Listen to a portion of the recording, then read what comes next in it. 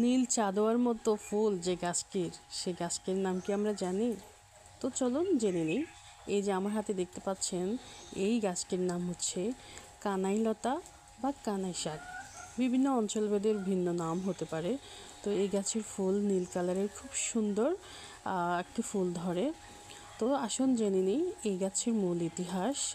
এই গাছ হচ্ছে চোখের উপরে যাদের গোটা ওঠে, এটার রস বেঁকে চোখের উপরে যদি সপ্তাহে 3 থেকে 4 দিন দিতে পারেন, তাহলে ইনশাল্লাহ সেই গোটা দূর হয়ে যাবে। এছাড়াও শরীরের বিভিন্ন ধরনের ফোস পাঁচড়া হলে এই গাছের রস বেঁকে দিলে ইনশাল্লাহ তাও নির্মূল হয়ে যায়।